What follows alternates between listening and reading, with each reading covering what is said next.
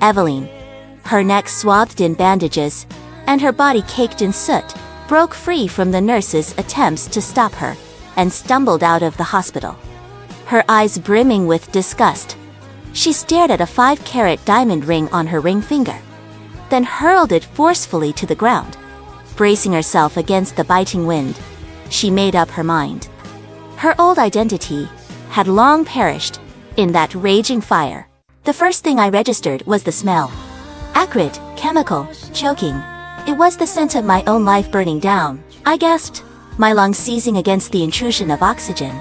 A plastic mask was pressed head against my face, the rubber seal digging into my cheekbones. My eyes flew open, but the world was a blur of flashing red lights in the sterile, metallic ceiling of an ambulance. "Ma'am, can you hear me?" The voice was loud, to Chloe's. A face swam into view, an EMT. Young, with sweat beading on his forehead. He was checking my pupils with a pen light that felt like a needle stabbing into my brain. "Man, try to stay calm. You've inhaled a lot of smoke. We're taking you to Mount Sana." I tried to speak, to ask the question that was screaming in my chest. But my fur was raw, stripped of its lining. All that came out was a dry, hacking cough that tasted like ash. "Name?" the ant asked, his pen hovering over a clipboard. "We need a name and an emergency contact." I lifted the trembling hand. My skin looked gray under the harsh lights, smeared with soot. I pointed to the side table where my phone lay. Ideally, it should have been melted. The steel would like everything else in the penthouse. But there it was, the screen spider-webbed with cracks, yet still glowing with a faint, mocking light. The ant picked it up. "Is this your husband, Julian?" I nodded once. The movement sent a spike of pain down my neck. He hit the cold button. I watched his face. I counted the seconds in the rhythm of my only relic heartbeat. 1, 2, 3. The ant pulled the phone away from his ear, frowning. Voicemail. He tried again. "This is emergency services calling for Evelyn Vance," he said into the recorder, his voice urgent. "Please call back immediately." I closed my eyes. I knew he wouldn't answer unknown numbers, and he rarely checked voicemails unless they were flagged by his assistant. "Look at the TV," the driver shouted from the front. I turned my head. Mounted on the wall of the ambulance was a small monitor, tuned to the local news. The banner at the bottom was bright red. "Breaking news. Fire at Vance Tower penthouse." The camera panned over the smoke billowing from the top of the building, my home. My prison me for control live feed from Hollywood Boulevard. My heart stopped. The monitor peeped erratically, a high-pitched warning that made the EMT look at me with concern. On the screen, thousands of miles away in Los Angeles, was Julian. He wasn't frantic. He wasn't checking his phone. He was shielding a woman from the paparazzi, his arm wrapped protectively around her shoulders, his face twisted in a snarl at a cameraman who got too close. Serena Holloway. She looked fragile, her eyes wide and teary, clutching the lapels of Julian's jacket. The headline changed. Julian Vance comforts Serena Holloway after panic attack at premiere. I stared at his hand, that large, capable hand that I had held during our wedding vows. The hand that had signed up prenup with a flourish was now stroking Serena's hair, tucking her face into his chest to hide her from the flashbulbs. He was protecting her from lights. While I was burning in his house, a tear leaked from the corner of my eye, cutting a clean track through the soot on my cheek. It was hot, acidic. "We need to sedate her," the EMT said urgently. "Heart rate is 180. She's going into shock." I felt the prick of a needle in my unburned arm.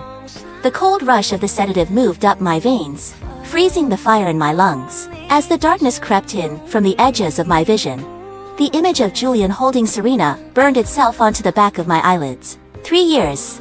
I thought, the words swirling in the black void. "I gave you 3 years of silence. 3 years of being the perfect, invisible wife, and you let me burn." Evelyn, her neck swathed in bandages, and her body caked in soot, broke free from the nurse's attempts to stop her, and stumbled out of the hospital. Her eyes brimming with disgust, she stared at a 5-carat diamond ring on her ring finger, then hurled it forcefully to the ground. Bracing herself against the biting wind, she made up her mind. Her old identity had long perished in that raging fire.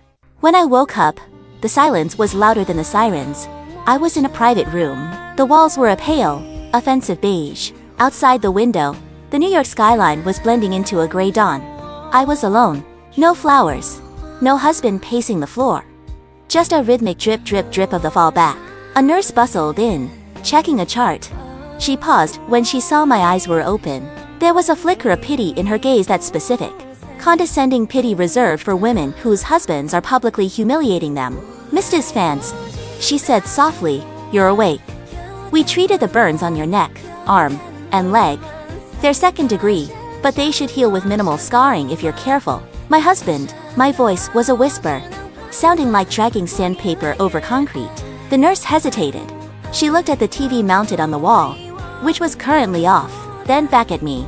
We haven't been able to reach him directly yet. It seems he's still dealing with the press in Los Angeles. The news said double quotes, she trialed, not wanting to say it. The news said he's with her. I looked at my reflection in the darkened window. My hair was matted with sweat. There was a bandage on my neck. I looked like a ghost. Or maybe a corpse that had forgotten to die. I see, I said. The nurse adjusted my blanket. You need rest. The doctor said you should stay for observation for at least 24 hours. I looked at the fur in my hand. It was a tether, a leash. Just like the ring on my finger. No, I said. I reached over and ripped the tape off my hand. Mistress Vance, what are you doing? The nurse rushed forward, her hands fluttering. I put the needle out. A droplet of bright red blood welled up, sliding down my skin.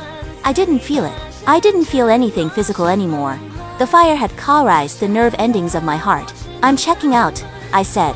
I swung my legs over the side of the bed. My hospital gown was thin, and the floor was freezing against my bare feet. You can't, the nurse protested. You have smoke inhalation. I need a lot of things. I interrupted, standing up. The room spun for a second, then steadied. But none of them are in this hospital. I walked to the small closet where they had stored my belongings, the few things that had survived on my person. My ruined hoods, my cracked phone. I dressed in a smoky, stiff jeans, and a t-shirt that had a hole burn in the collar. I didn't care. I picked up my phone. A notification flashed across the screen. Daily Mail. My guardian angel, says Serena Holloway Julian Vance. He's the only one who can calm my storms. I left. It was a dry, broken sound. I opened a secure app on my phone, one hidden deep within a folder labeled recipe.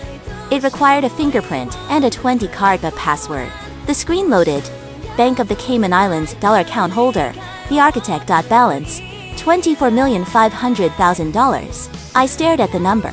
For 3 years, I had let the Vance family treat me like a pauper, a gold digger who should be grateful for the crumbs from their table. I had let Julian pay for my clothes, my food, holding it over my head like a debt I could never repay. But I was the architect, Hollywood's most sought-after ghostwriter, the woman who had penned fiasco-winning screenplays under a pseudonym because the Vance family didn't allow their wives to work. I locked the phone. Mistress Vance, please, let me call your driver. The nurse pleaded. Following me into the hallway were Mr. Vance's assistant. I stopped at the elevator. I turned to her, my eyes dry and hard. Don't call anyone, I said. Evelyn Vance died in that fire. I walked out of the hospital doors into the biting cold of the morning. I didn't look for the Blacktown quarrel that usually ferried me around like a prisoner transport. I raised my hand and held a yellow cab. The driver, a heavy-set man with a kind face, looked at me in the rearview mirror. I must have looked like a maniac's would stand, smelling a smock, bleeding slightly from the hand. Where to, lady? I looked down at the diamond ring on my left hand. 5 carats, flawless clarity, cold as ice. I double-tapped the side button of my phone to bring up my wallet. It still were. Midtown, I said, my voice gaining strength.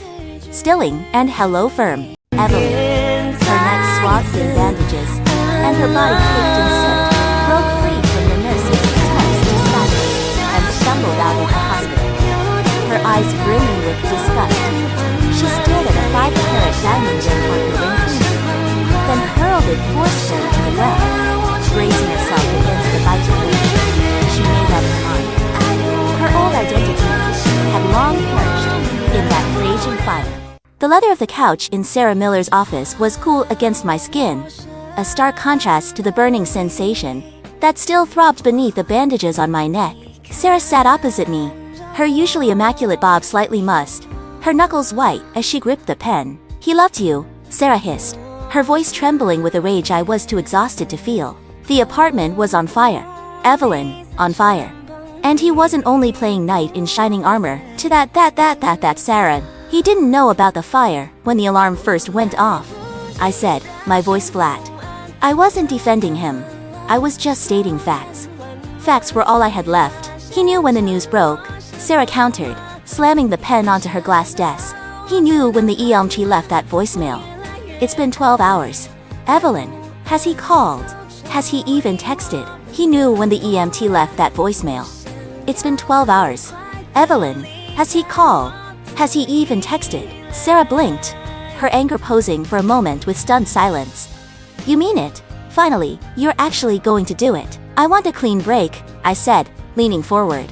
The movement pulled at the burns on my leg, but I ignored it. I don't want spousal support. I don't want the Hunter's house. I don't want a single cent of Vance money. Evelyn, you're entitled to. I have money, I cut in.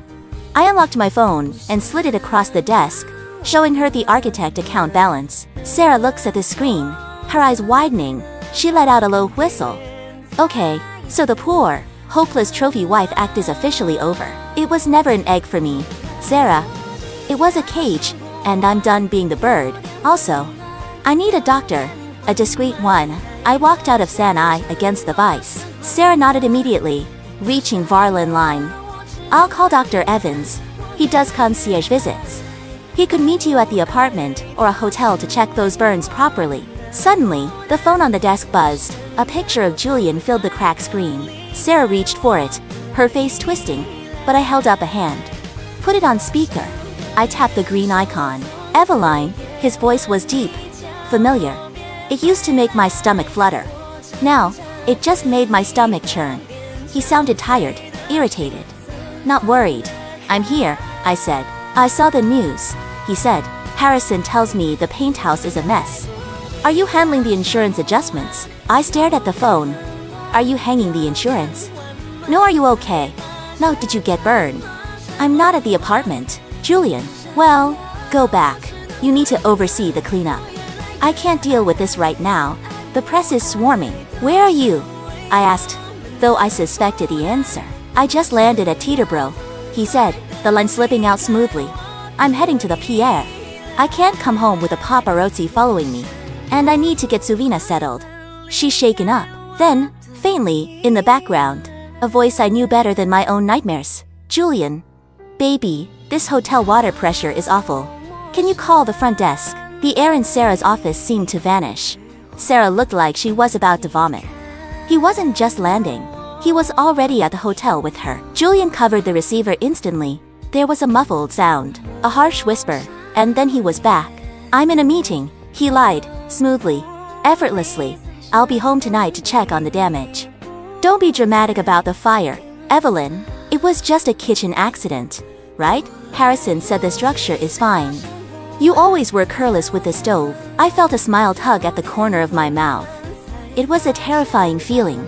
Careless, I repeated. Yes, I suppose I was careless to think you were working. Excuse me. His tone dropped, turning icy. Don't start with your jealousy. Serena had a panic attack. She needed a friend. I know the concept is foreign to you since you don't have any. Enjoy your meeting, Julian, I said, and tell Serena to try the spa shower on the second floor. I hung up.